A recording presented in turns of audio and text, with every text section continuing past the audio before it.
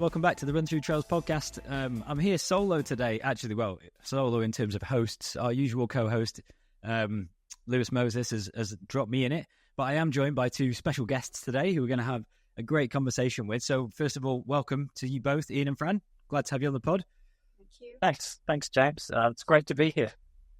Nice. Yeah, super excited to chat to you. Obviously, met you both for the first time in Girona recently, and we'll be seeing you again at the weekend. Which we'll kind of get into that later on. But yeah, I think sometimes I try and do intros for guests and kind of stumble through it and make a mess of it. And I think it's kind of nicer to have you guys almost tell your own story and intro yourselves a little bit. I know that we obviously met through the RunThrough Trail global series with the European events, and you guys competed at Girona and are helping us out to promote a few of those events and stuff. So that's kind of how we initially crossed paths. But I don't know a huge amount about your guys' backstories. Obviously, I've done a bit of research. I was aware of you. But I kind of like to hear it fresh and then react kind of genuinely to it on the podcast and chat things through. So, yeah, I figured maybe we start out by, if I hand over to you, Fran, could you give us a little bit of your background, how you got into running, and, yeah, the start of your running journey? First of all, I am Chilean, so English is not my first language, so I speak Spanish, so I will do my best. And yeah, I've been running for, I think, like the last 13 years or 14 years, not so much. I'm almost 59 this year, so I started running late in life, and I fall in love of the trail running. I never run much on the road, much more trails. I started to run trails, and I started to run ultra trails, which is the distance that I like 50Ks or 100Ks. So, so I've been running like this past 13 years, and I've been participating in lots of races, like almost, I think, like 20 different countries. Wow. More than 70 races. Yes, a lot. I fall in love of running, and I became like a running influencer first in Chile, and then how I started to travel and run, I became like more international known because of this. So yeah, this is my background. Before that, I was a principal of a school for many years. I'm a teacher. No way. Yeah. Nice. Actually, I had a job, a proper job. I have 5 kids. So they are all grown up. I have 11 grandkids. So so this is my life now. I live with my husband, and we travel like from Chile and Europe. So I have like a amazing, not common life for a grandmother, I can say. Definitely, yeah. So you found, I think all three of us found running relatively late in life compared to a lot of people. And I know we're going to chat about Ian's story as well in a minute. But for you, Fran, what prompted you to stop teaching and decide to then kind of go into this advocate for wellness, focused on kind of women's well-being, getting to the running, and almost like, well, build a career out of that, build a huge platform on social media and kind of share your message? Like, what was the reason for that shift? I think that, well, in the school, I ran in the school. Okay. Yeah, so I have like a background when I was like younger. Then I dropped everything because I got married super young and I had the kids. So I passed a lot of years with just a little of sports. And then I think it's like a midlife crisis. Could be. Yeah. It's like late 40s when you start to figure it out what you want to do with your life this next years. I think that lots of people have these kind of things, especially for me that I have my kids super young. So everybody was like growing up. So they are starting to do their own lives. So you think, what I'm going to do? What I want to do with my life? Do I want to be like a principal of a school until I retired and stay here in an office? I say, no, this is not what I want. And I found it's like I reconnected with the running, and I feel that this is what I love. I think that I just remember that feeling when I was younger and I ran because I love.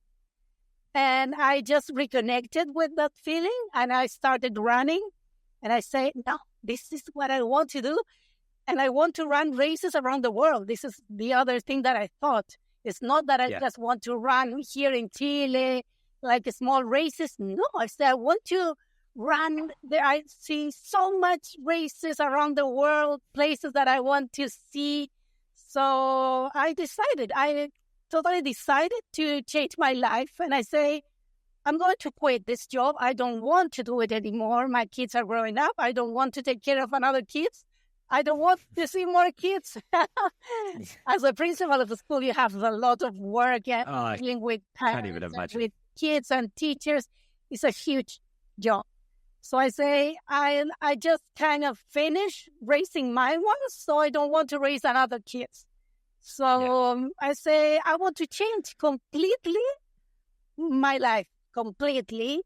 And I decided that, and I quit my job. And everybody was really like worried about me because I was like almost 50. Yeah. Everybody say, what are you going to do? You're 50. Don't do that. Stay in your job. I said, no, it's exactly what I don't want to do. I don't want to work anymore in a school. I want to do different things, experience different things in my life. So I just jumped. I think that's going to be a big takeaway from this conversation. And it's a really important thing to do because it's really scary for people to make big life changes, especially when you have responsibilities and family and kids. Yeah. But sometimes it can seem a lot scarier than it really is. And when you do it, it's fine. Nothing happens if you don't move from the place where you are. But if you, in some ways, you move, life can change. Life can show you different things, But you have to, absolutely. You have to be brave and do it, So this is that's exactly what it is.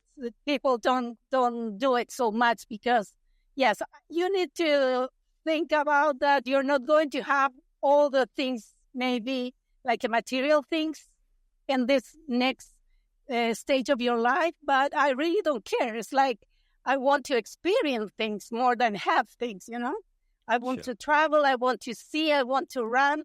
Because no one has the health for granted. So I think my health is my wealth. I always say that. So I want to run until I can. I want to do this to promote this kind of things, to promote the healthy lifestyle, to show that older woman that we can do extraordinary things in this time of the life.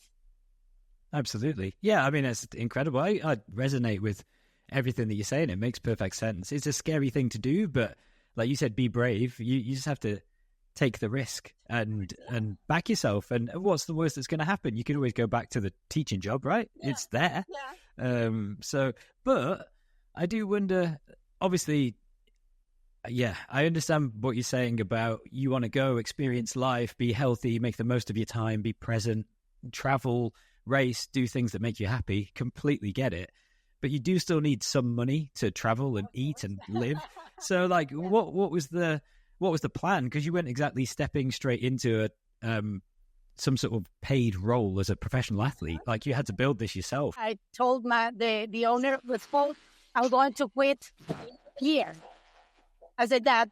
The guy didn't believe me. He said, no, Fran, you're not going. No, you're not.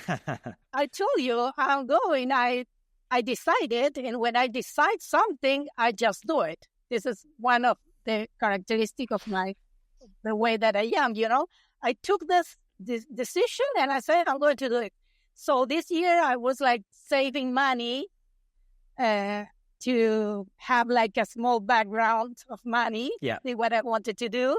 And at this moment, I was like an influencer already in the sports in Chile. So I was like, I was known in Chile about the racing things because I always have like places in my age category. There wasn't so many ones running. So so I have like a small background about that. And I made like a trekking team. Because I wanted to show another woman to show them the hills, the mountains. Because in Chile, we have beautiful mountains. We have Andes Mountains in Santiago, especially, huge ones. But no one goes to the hills. And I always, when I was training in Santiago, I say, why no one? I never see a woman here. I never see any woman. I always train by myself. I live close to the mountains, so this was my playground. But I never see women. So I say, maybe if I invite women, they will see, they will fall in love of the mountains. So I create like a thing that I have it in Chile, which I take women to do trekking to the mountains. So I have amazing. See, I have a big group. I have a big audience, like Instagram. So this is my job, kind of. So I do all the social media about this. And when I'm in Chile, I do the trekkings with the groups. And when I'm in Europe, I have a partner who do the thing. So this was the first thing that I do to have like my background, the money thing. And the other one was I started to study about menopause. Yeah. Because it's a huge thing nowadays. We are the half of the population, and we're suffering a lot about this topic because it has been really not talk. It's like it has been really, how do you say, taboo? I don't know in English. No, that's the right, perfect word. Has been like a taboo topic. So you don't know anything. Nobody talks about this. So I start to do like some specializing courses about the menopause. And now I'm a menopause coaching specialist. So I do I work with women to help about what to do in this stage of the life. Amazing. Wow.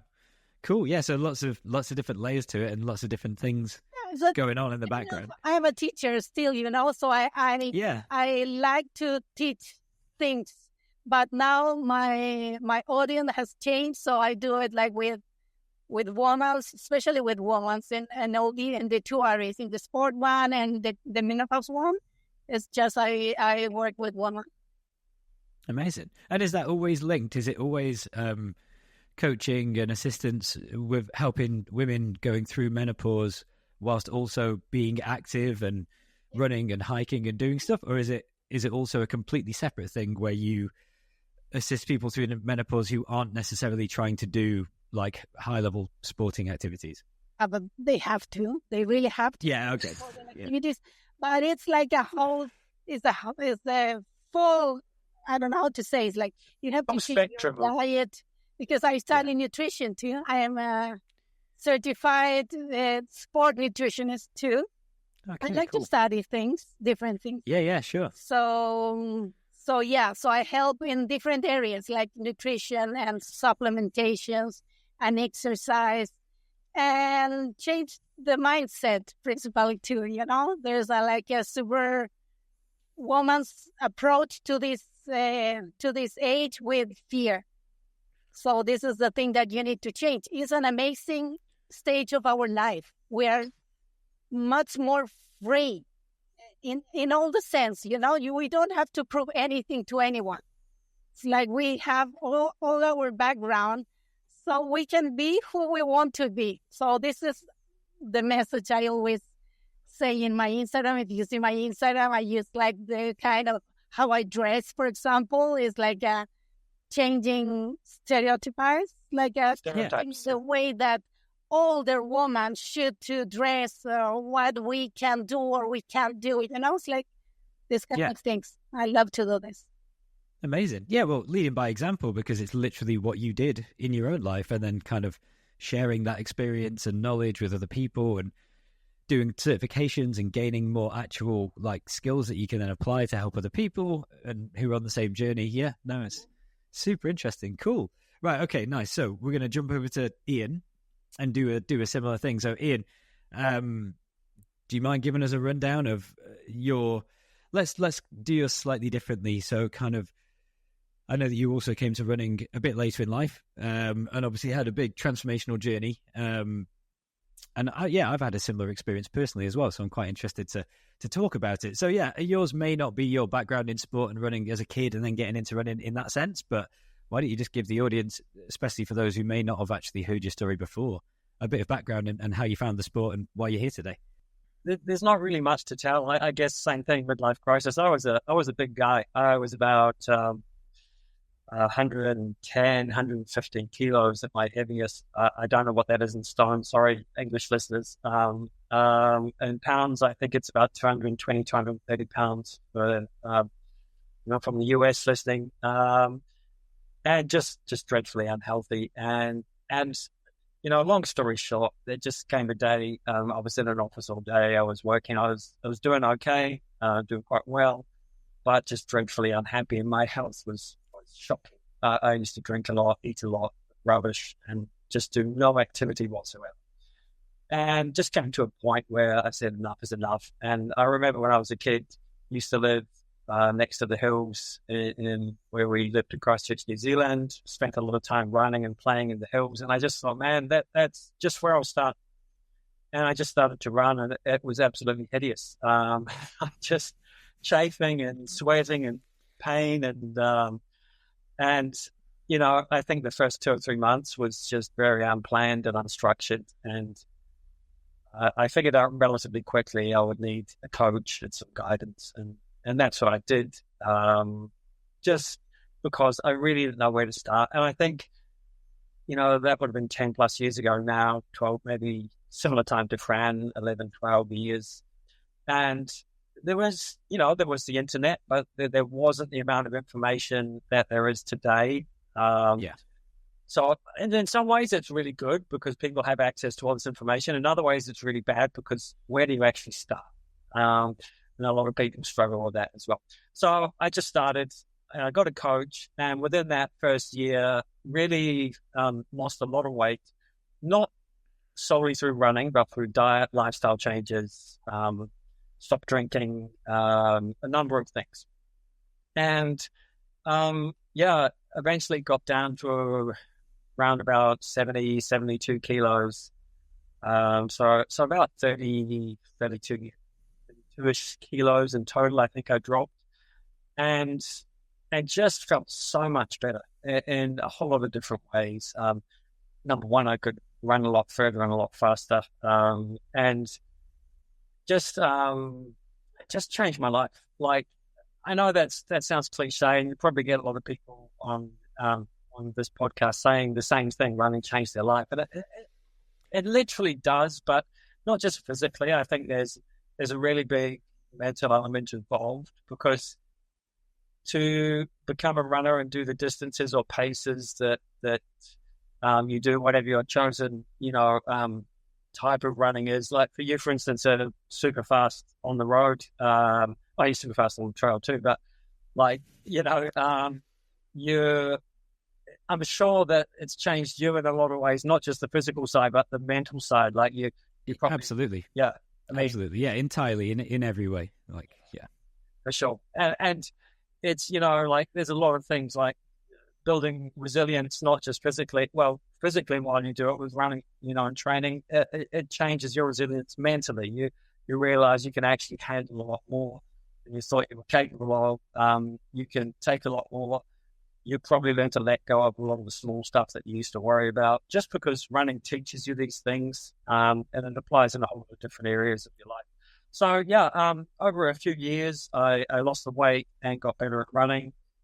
And then during race, I collapsed, and found out I had a genetic heart issue, had surgery. And then I was sort of like dipping my toe in, still between two worlds at that point. And then I thought, okay, that's like a wake-up call. Right. Both my parents had heart issues. Both my grandparents, sets of grandparents, died before I was even born, or just as I was born, of heart attacks and heart-related issues.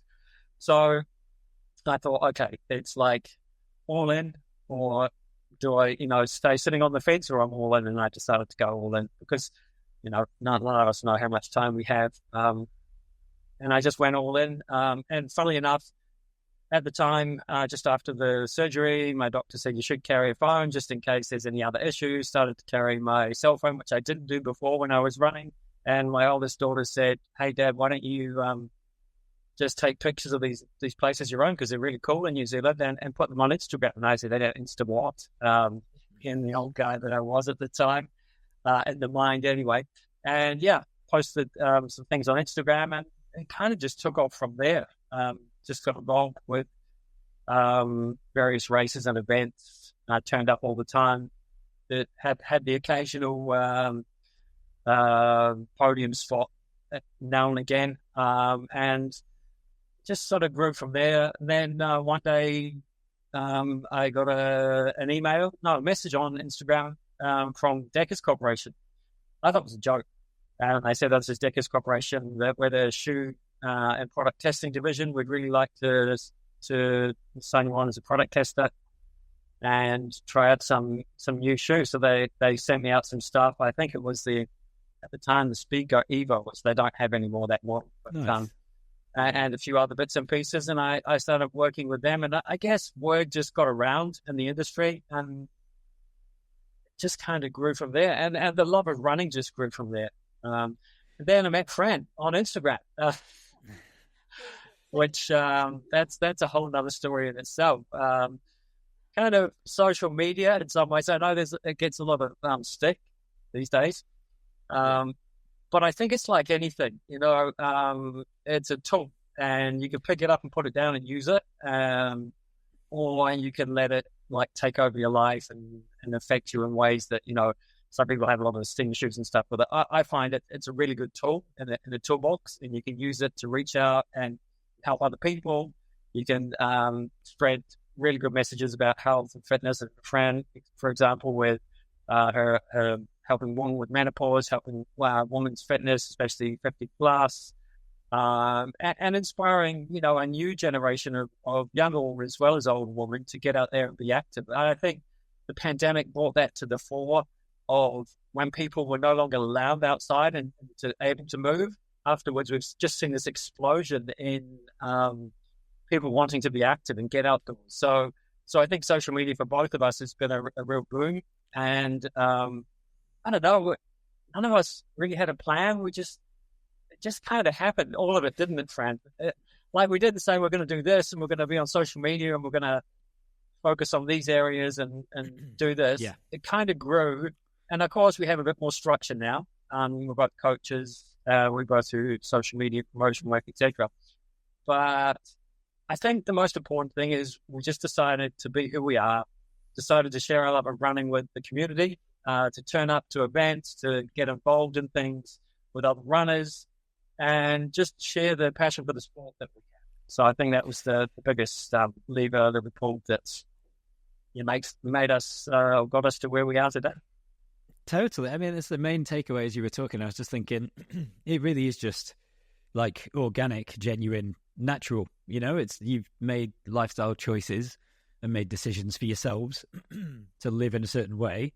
And that's just happened to resonate with a particular audience that's then allowed you to impact them and kind of amplified your voice and, led to this career or, whatever we want to call it. But outside of that, the main point is that you guys did it for yourselves, for your own reasons, in a completely genuine way. And it just kind of came about that way. It wasn't like a pre-planned, contrived thing. I was interested, Ian, when you said about getting a coach quite quickly, so you decided you were going to do this lifestyle change and you were going to lose weight and pick up healthy habits and get active. And you started running, realized it was horrendous and that you needed some guidance and help from a coach and got a coach, which is a really smart move and something that we constantly encourage people to do on this podcast. Because, myself, I've had amazing results from using a coach. All of my friends and family who I've kind of talked into getting coaches. It's not only just about improving their performance, but like the enjoyment and the injury prevention and everything that comes along with it is so invaluable. I think it's worth 10 times what people pay. But I was just interested when you made that decision to have a big lifestyle change, lose weight, get healthy, become more active, and immediately was about the running. Was it a running coach that you found, or was it more like a PT with a focus on health, longevity, losing weight, and running with a piece of that? or was it very much, I love running, I want to focus on running, and through doing the running, the weight dropped off and the other stuff came? Like, which was it? I was very lucky. He had like a beginners running group. So it was, couch to 5K, couch to 10K, to half marathon, etc. And it was in-person coaching. So it was 3 sessions a week. But he was also a certified PT, gym instructor, into the whole sort of fitness side of things. That was his first love. So he ran like the running side of things, but he also did things like strength and conditioning, running form, all this kind of stuff. So it was kind of a two for one deal. I think it was just luck. I didn't actually seek him out. I just had some friends that had trained with him and said, hey, you should go and check this guy out.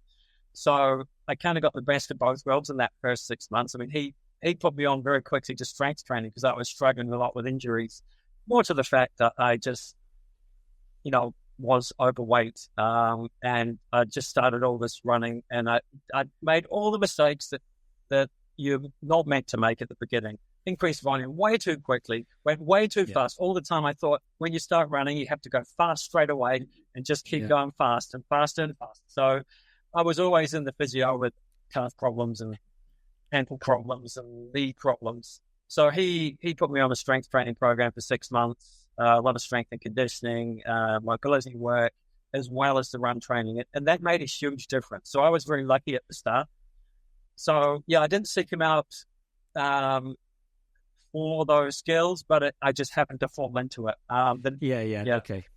That makes sense. So seeking him out more for the running focus, but he just happened to have prior knowledge and experience and a background in stuff that was also really helpful. Because I asked the question because for me, I won't talk about myself much because that's not the point of the podcast, but it is so relevant. I do have to touch on it. I've told my story on the podcast before in full, so I'll do a super abridged version, but it parallels your story so closely that it'd be ridiculous to not mention it. So for me, I'm 38 now. When I was in my mid-20s, so maybe 26 or so about 12 years ago, I was doing a job I didn't particularly enjoy.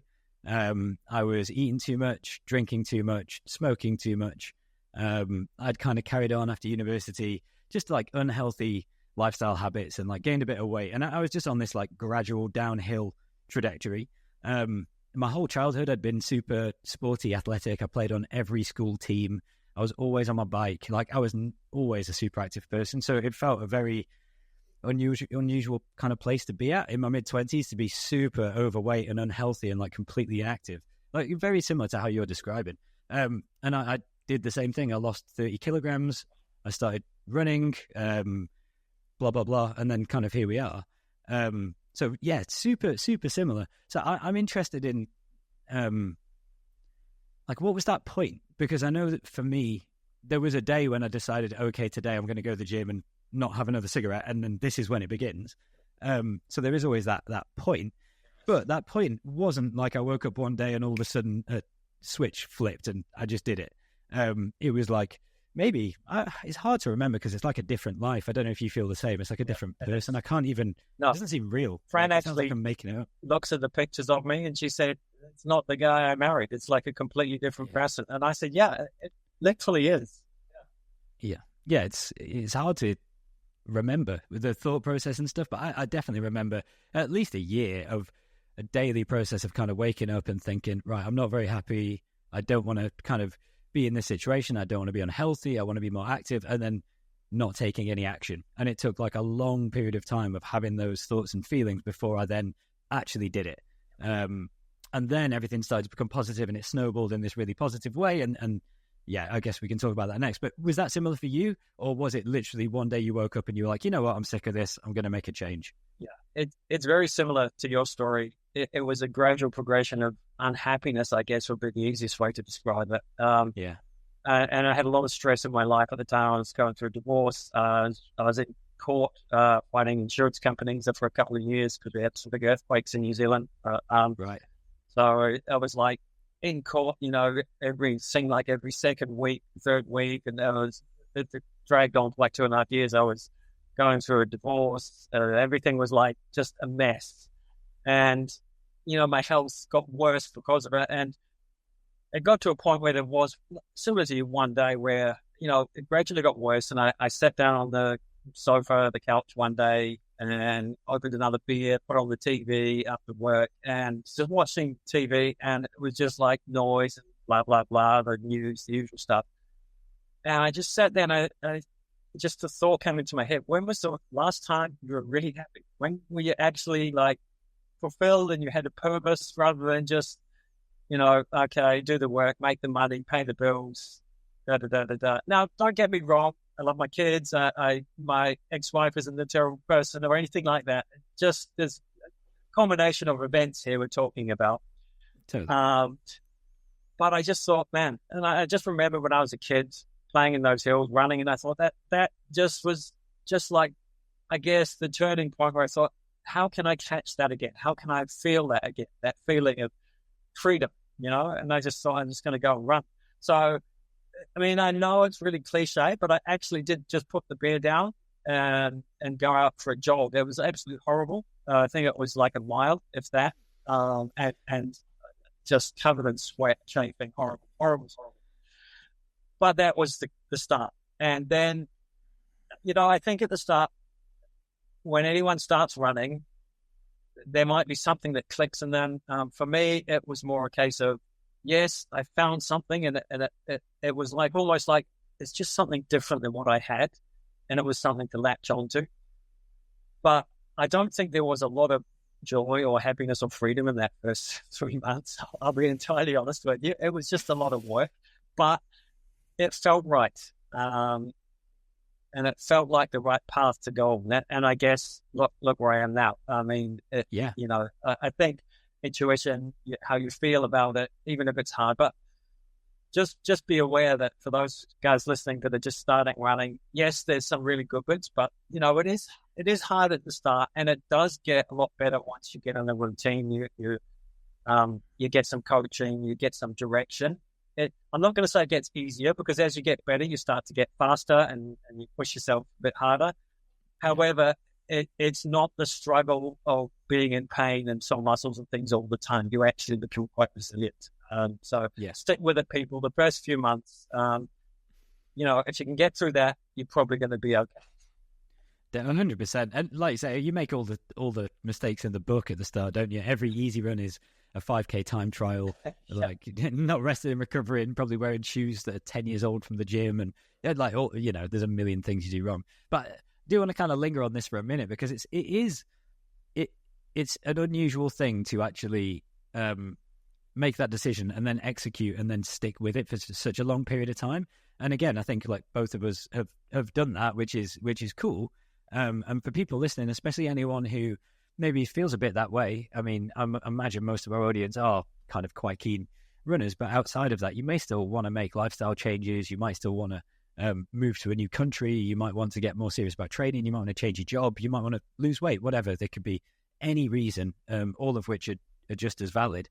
What do you think it is that makes the difference between someone like you, Ian, who makes a decision and then commits to it, and like you said, goes all in and kind of fully sees it all the way through to the point where it just becomes, this is just you now, right? You're not waking up trying hard to go for a run. If I wake up and I can't go for a run, I'm devastated. I don't want to eat crap food. Like this is just life now. This is normal, but it's a long road to get to that. And I just think most people fail at that, to be honest. I think a lot of people try a diet. A lot of people try and go to the gym, and it's kind of hard, and they give up for any different number of reasons. Well, like, what would be a key piece of advice that you could give that would help people to get through that initial week, month, 3 months of hardship before it does start to become a bit easier from your experience? Well, Fran actually could answer this, because she had double Achilles surgery, was in a wheelchair, and then has come back to running ultras after not running for about a year, I think, year and a half. Is that recent? That was recently. 2022. Yep. Wow, not long. Okay, wow. And now she's running fully again without pain. So I think probably the answer for both of us will be patient. Like, you will get back to it, and don't give up. Like, if you can be, the patience is a superpower. If you know that something has gone wrong, I mean, I had 4 heart surgeries last year for the problem that wasn't actually fixed right the first time back in 2015. And then I had to come back and start training all over again, lost fitness. And what I've realized and what I've seen with Fran is if you have an issue, you realize that, yeah, I can come back when you know you can. It's like, okay, so now I have to be patient. Now I have to look at the time frame that's longer. Most people are not, they want something in 2 months or 1 month, 3 months. With running, it's going to take you a bit longer. Maybe it's going to take you a couple of years to really get that resilience and that fitness. Yeah, but I think that this is a problem with everything nowadays. Everybody wants the magic pill, I say, the 3 days abs, Everybody wants to know the work. Everybody wants to have like a magic diet, a magic training, so it's hard for people for this generation, I think, things take time. Nothing's going to be like in 1 month. We see all the time with the people that train with Ian. Everybody wants the thing like right now. I just want to run. No, it's like it takes like 6 months to improve. Patience and consistency. If you can and consistency. Yeah, if you can get out there. I went for a run today. 5.5 hours sleep last night. Didn't have very good sleep. It was super hot. We've got a small heat wave in Spain at the moment. Didn't want to train today. Didn't want to really feel like going out and running. Had a client meetings in the morning, so I had to go out mid-morning. It was already way too hot, way too humid. But it's like, okay, this is what it takes. So this is exactly what it takes. It's like, I'm going to do it regardless of the temperature, the time, whatever's happening. I'm just going to go out and I'm going to do the work. Now, I have to adjust my pace a little bit because of the weather. It's take a bit more water and electrolytes. But it just becomes, you have to push yourself a little bit to do it. And if you can just be consistent, we're not talking about David Goggins here. You don't need to have a broken bone sticking out the side of your leg. Okay, that's not necessary. But you do have to do it over a period of time to get better before you start to see the results. And the results, you know yourself, James, with running it. It doesn't like you do the work and you get better gradually. It's very up and down and plateau, and then you'll get a jump. You'll get like maybe some super compensation from a big training block, and it's not linear. It's a very it looks like some of the mountain profiles that we run on. Sometimes it's up and down and all over the place. And that actually is the key to successful running. Like, you just have to get out the door and keep doing it day after day, month after month, year after year.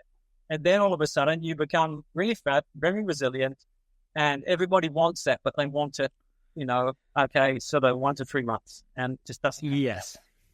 Yeah. No. I mean, it certainly doesn't.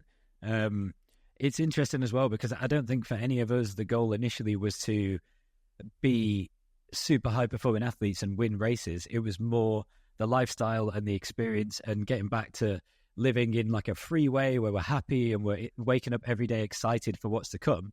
For us, that happened to be running. For anyone else, it could be any other number of things, hopefully healthy, productive activities that are good for them, with a community of people that they care about, and like all these things that make life good, that make people happy. But yeah, for us, I don't think for any of us it was the goal of performance. It was a lifestyle change that led naturally to performance, because we were training and eating and living and sleeping and doing things that made us feel good. Exactly. It's a super important thing to find something that you really are passionate about. I always say, maybe it's not the running, but you need to find something that you really love to do. Otherwise, your life is going to be like nothing, just work and pay the bills. It's like life can be this. You need to really find something like put like fire in your eyes every day. This is the way I think I live my life. And how often is that thing completely safe, not scary, and easy to do? Like, never. It's going to be scary. It's going to be risky. And you might not fully understand what it even means or looks like. Like, I'm sure you've both had periods of your life where if you were asked the question, where will you be in 5 years? The answer would be, I have no idea.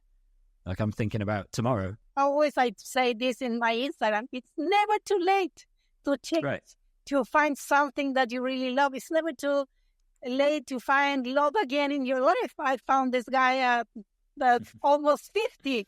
So, so it's never too late. Exactly. We have so many years. It's like now we live until 80 or 90. So I have my half of the life still to live and do different things, you know? So the thing is, like, you need to be healthy. This is the biggest issue nowadays. You need to be healthy. You need to change the way you eat. It's not like a diet. You need to change the way people actually eat. And this is why there's so many problems with the obesity nowadays in the world. Well, that was actually going to be my next question for both of you guys.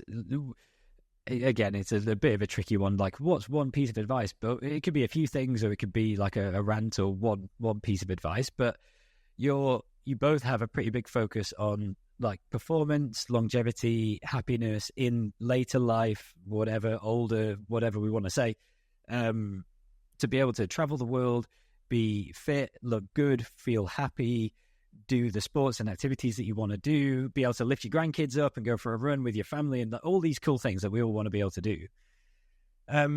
Everything you've learned and everything you've experienced, and the advice that you give to the athletes you coach or the people in your tracking group when you go back to Chile, Fran, or whoever, what are some key pieces that you would pass down to someone who's maybe in their 20s or 30s, who's kind of looking ahead and thinking, I really still want to be able to run and ski and mountain bike when I'm 50, 60 years old? Like, what would you tell those people to focus on now? What do you say, Ian Morgan? Fine. I know it's a super wide question, but I'm interested. I never have like weight problems or drinking problems, you know, like how I married super young. I never smoke. I never drink alcohol. I've never. So for me, it's a little different. But yeah, I'm really focused on the nutrition side, because when you're older, when you hit menopause, and this is between like 35 and 50. It's not people have in their mind that is at 50. Since 35, women's experience changes in the hormones things. So we need to focus on the nutrition and to find some exercise to do. Like, you can't stay like not do any exercise or have like a shitty lifestyle if you want to reach the 50s in a good condition. Nowadays, it says like the weight training is the key, because you need to get your muscles, because you start losing the muscles at 35. So you really need to focus on keep your muscles. So weight training is a really important thing. And most of women doesn't like to be in the gym doing weights. I see it every day. I go to the gym here, and there's almost only guys on the area of the weights.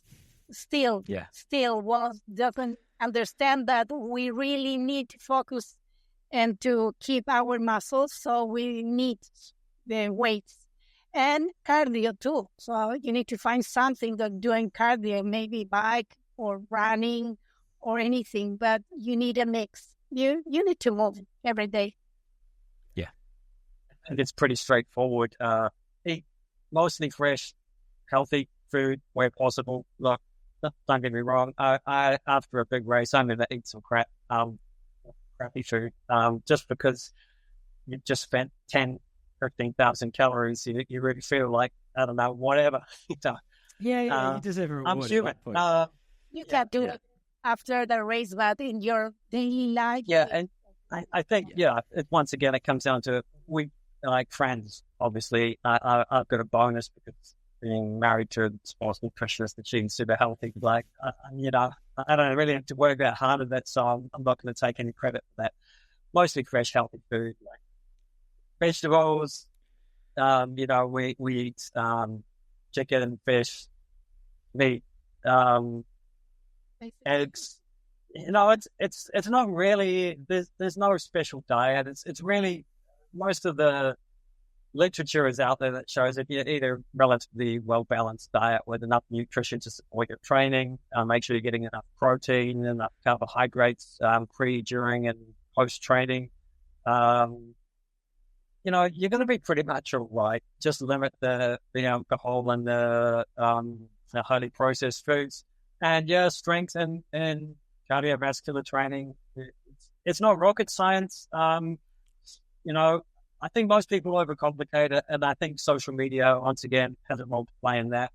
There's all these, do this exercise, and it's like a Bulgarian split squat with weights with a twist and a thing, and then maybe put a band on one. And you don't need to do all that. You can do some really simple box step-ups and things like this.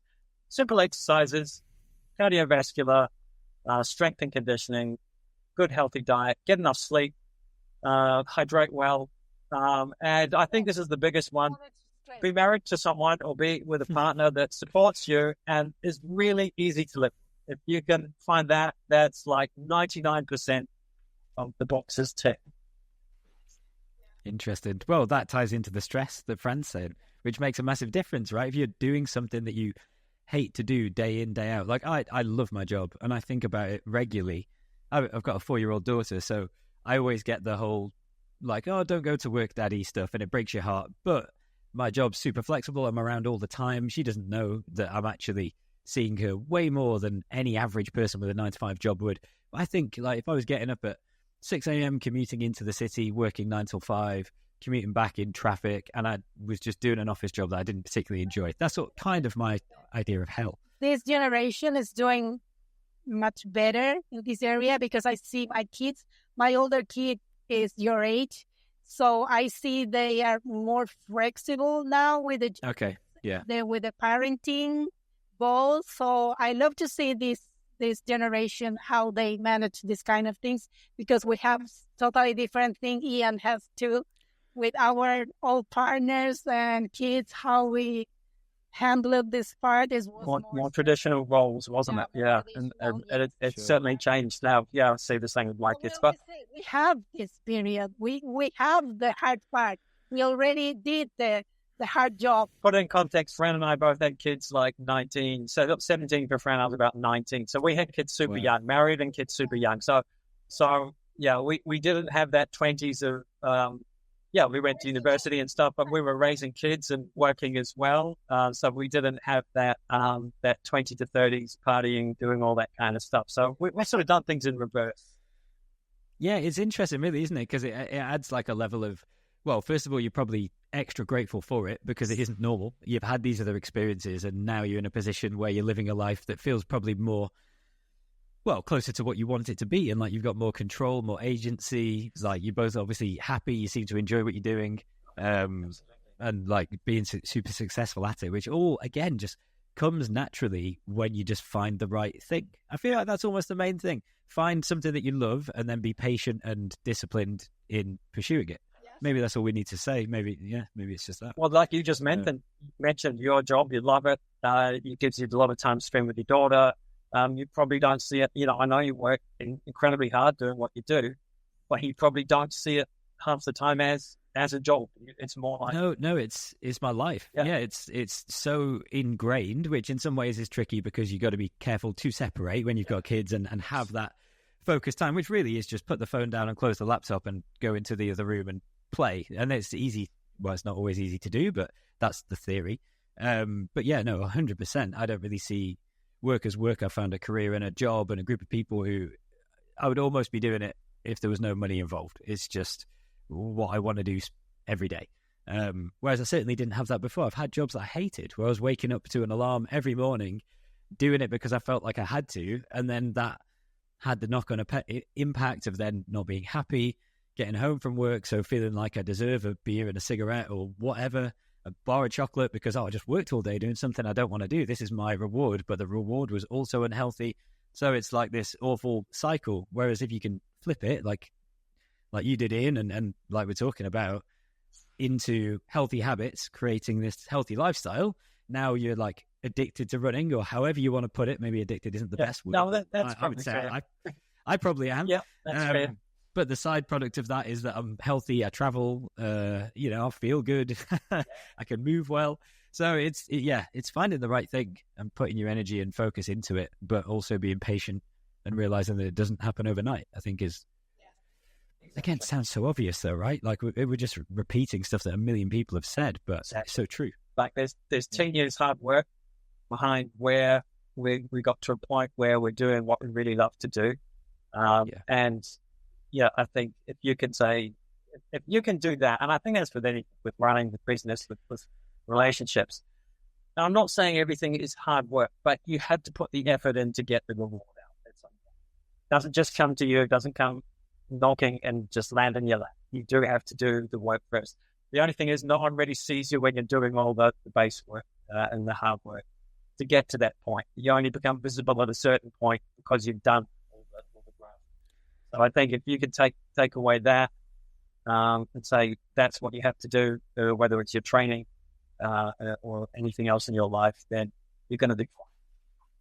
Yeah, absolutely. Is that finished product always looks so easy when you see someone who's incredibly skilled at doing something, like a professional musician or an actor or an athlete, and they're doing this thing, and you watch and you think, I wish I could do that. But really, it's decades of hard work and perseverance and failure that's allowed them to get to that position. Same thing as crossing a finish line and winning a race. Like, that's just the icing on top. What you haven't seen is the 10 years of consistent, when working through injuries and all the stuff we're talking about, all the sacrifice.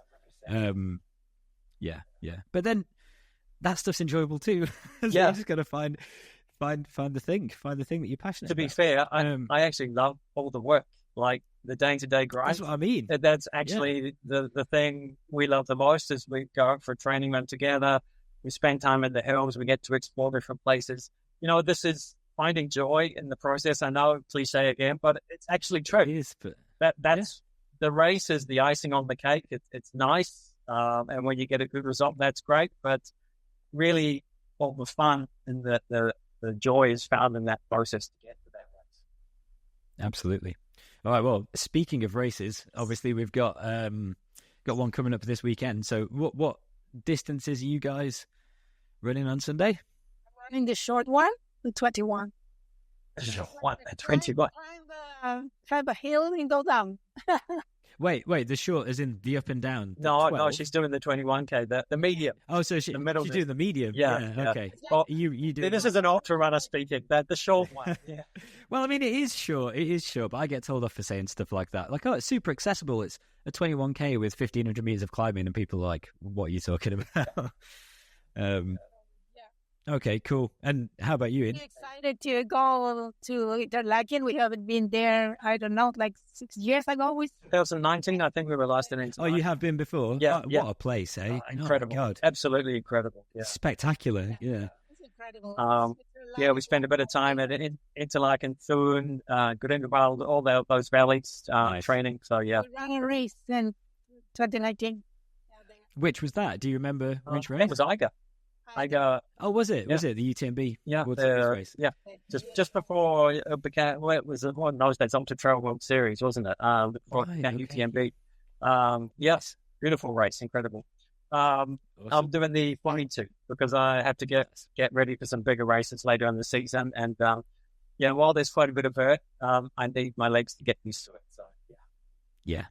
Well, I mean, if you've been out there, you know what to expect. I'd imagine the terrain on the Eiger race, because did you start and finish in Grindelwald for that one? Yes. Yeah. So you climb up the valley and then go around down, sort of at the end of the Grindelwald Valley, up over the back, past a couple of glaciers along the north face of the Eiger, and then back down into Grindelwald. It's like a big loop. Yeah. I mean, stunning terrain, like absolutely unbelievable. So this race, our race in Interlaken, is obviously you're a bit lower down, so you're not dealing with quite as much altitude, because you guys live at sea level, right? So that's kind of always a trick. Yeah, same for me. It's always a tricky thing with these kind of big races in the Alps.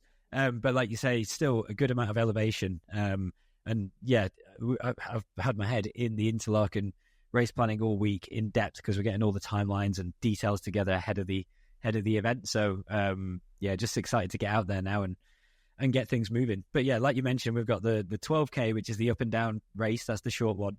And then the 21K, which is kind of half marathon distance that Fran's doing. And then the 42K that you're doing in the trail marathon. So yeah, no, super excited. It's an incredible venue and the place is just stunning. I've been looking at the weather forecast. It's going to be hot. Yeah. It's like 30 degrees all week. It is. It's going to be a warm one. You guys will be prepped for that, hey, if you've had a heat wave in Spain. Yeah. We've pretty much had that the last couple of weeks. So, although in saying that in Interlaken, it's a different kind of heat. you're in the mountains. Much more humid, hey? Yeah. So it's going to be interesting. So make sure, if you are running it, hydration, guys, electrolytes, not just water, electrolytes as well, and enough carbohydrates, because you're going to need it. That first climb, I've actually been up that climb. You're going to need to do some work to get up there. Yeah. It's all in the trees as well early morning, so it's going to be that really high humidity, muggy, hot and sweaty. And then the back half of the 42k route that goes out towards Beatenberg and out up to the Niederhorn barn lift and everything, a bit more open, a bit more exposed. Obviously, it's a 12-hour cutoff, so some people are going to be running all through the afternoon, so definitely that's going to be a really hot section of the course. Obviously we've got aid stations and everything out en route, but I think one thing with this race that might catch people out is the elevation profile. Like, there's a lot of climbing, and the amount of time that adds for each stage is sometimes a bit deceptive. Versus like a Girona, which was a lot more runnable and flatter. I'm not picking sub 5 hour finish for me on this one. Just for the vertical gain, I think it's close to 3,000 and 2,900. It's interesting how the different mapping tools give it different elevation profiles, which we kind of we're aware of that anyway, but is looking like about 2,500. 2,500. Well, that's not too bad. Yeah, that's pretty good, actually. The initial tool we used was saying like 2,900, but I think it's more like 2,425. Yeah, well, perfect. That's it. But, I mean, you can tell me on Sunday afternoon when you finish. I'll let you know. Yeah, most definitely. Yeah, perfect. And you mentioned some bigger race goals at the end of the year, Ian. What are you building up to? Have you got anything else? Races? Well, we'll be running some more with you guys towards the end of the year, which we're looking forward to. European Race Series. We actually kicked off a few weekends ago in Girona, which was super fast, super runnable. Absolutely loved it, actually. Good. I don't know. It just I think the timing was right coming from Chile. I've been doing staying at Fran's Beach House and just sort of doing flat, sort of sandy road runs. And then jumped into Girona, and it was just like really runnable, beautiful terrain. Had a great time. Nice. And so it's sort of like a switch from that to now mountains. And then we've got some more mountain races coming up towards the end of the year with you guys as well. Looking forward to that. And of course, this year's another UTMB year for me. I missed it last year because I just had, like I said, had heart surgery, and the doctor didn't clear me to. Well, it was only 2 weeks afterwards, so it's probably a smart move not to go run 170 kilometers. Maybe. So that's probably the bigger race, and then probably jump into another 100k somewhere at some point. Not sure what yet, but we're working on it. We had quite a full season, and then possibly towards the end of the year to race in the Gulf States in Oman, and possibly a race in Dubai. So. Yeah, should be lots on. Should be quite varied and interesting. Nice, awesome, super exciting. Yeah, definitely a full calendar, and I quite like that more runnable. You can't say flat because obviously it's for a road runner, these races are still super hilly. It's something like Girona, but for trail runners who are used to stuff in the Alps in the middle of summer, especially races like UTMB or like what we're doing at Interlaken at the weekend, is relatively flat. These Girona courses, it's similar to like a Chianti in Italy, which is another big UTMB race, or Canyons that I went over to in California earlier this year. I really like that type of race as like an early season opener to do something a bit faster and get the legs turning over after the winter, and then kind of add in those blocks of elevation. 100%. Absolutely really loved well. it. Yeah. Nice. Awesome. Cool. And how about you, Fran? Do you have any other races coming up later in the year? I will run OCC again in UTMB. Oh, nice. 58 K. I've run it the last 2 years, and I've been in 4th place. So my goal this year is to be in the podium of my age. Wow. Yes. Amazing. Oh, I would have been there on the start line with you last year. And then you probably went past me at Calderbaum because I DNF'd, unfortunately. But yeah, what a race. What an amazing... I mean, obviously, we always end up coming back to UTMB on this podcast, which is obviously, the competition, but not really. That entire week in Chamonix is just incredible. And it's amazing. Yeah. You've got a busy few weekends ahead because you've got Interlaken, and then you've got the race in France the following weekend. Is that correct? In Morzine-Nagoya. Yeah, I know. We were supposed to have 3 back-to-back, but unfortunately... the event in Pila has been postponed until 2026 because insane amount of trees have fallen over all over the route and all over the roads in the resort. And yeah, unfortunately, we had to postpone that a few weeks back off the back of basically it's completely inaccessible. And the commune aren't going to be able to get everything cleared. So that one's been pushed back to August next year. But yeah, we do have Interlaken this Sunday, and then we're packing up, taking Monday as a bit of a travel rest day, and then straight over to Morzine to deliver what will be our biggest European event this year. So it's already at almost 1,500 entries. We've got over 300 people in the 100K. 100K's got like over 5,000 meters of elevation. So this will be, this one and the race in Engelberg at the end of August are going to be kind of our flagship events this year. But yeah, the Morzine one is huge, and I can't wait. I heard it's going to go off. Yeah, it's such a cool place. Yeah, it's big. We got some good people entered as well. Some really fast French guys. So I think we'll see some pretty quick times. I'm sure you will. I actually got quite a few messages from some clients, actually from not just clients, but from some other runners from the UK who are going over for that race specifically, asking if I was going to be there. And I said, look, I'm an Interlaken, and I don't think I can go and run the following weekend as well. Yeah, I think next time I'll go for that one, because it's shaping up to be a really big event. It's going to be a massive one for us. It's the only one that we're actually doing over 3 days, because there are so many runners, just to make sure that everything is kind of running smoothly. But yeah, super excited. Things are moving, busy times. And yeah, great to kind of chat to you guys properly. I know we met in Girona and we've been speaking in the lead up to the event, but on an event day, there's just no chance to have a real conversation. So it's all a bit hectic. So yeah, really appreciate you both coming on. Super inspired by both of you, and just, yeah, really grateful to hear a bit more about your background and your stories and share your message with our audience. Obviously, it's not going to be hard for them to find you on socials. They can jump on Instagram, and you've both got massive platforms, so they'll be able to find you really quick, and we'll make sure that we add all that stuff into the show notes. But yeah, other than that, just want to say thank you. Good luck at the weekend. And yeah, rest up, and I'll see you there on Sunday in Switzerland. Fantastic. We'll see you there. Thanks a lot, James. Lovely. Awesome. All right. Well, thanks so much for coming on. Thanks to everyone for listening as well. We'll be back with another episode in a couple of weeks' time. We've got loads of guests lined up, actually. One of the most recent add-ons is an interview with Caleb Olsen about 3 days post Western States. And Caleb's been running incredibly well, like course record at Transgran Canaria this year, and some massive results. And I think with some big names like Jim Walmsley and Hayden Hawkes dropping out of Western this year, Caleb's chances have kind of jumped up quite a bit. He had an amazing debut there last year, so you never know. We might be interviewing the Western States champion 3 days post-race in a few weeks' time. So that's an exciting one, and loads of other stuff coming up anyway. So, yeah, lots to come. But thanks again, Ian and Fran, and thanks to everyone for listening, and we'll see you all in a couple of weeks' time.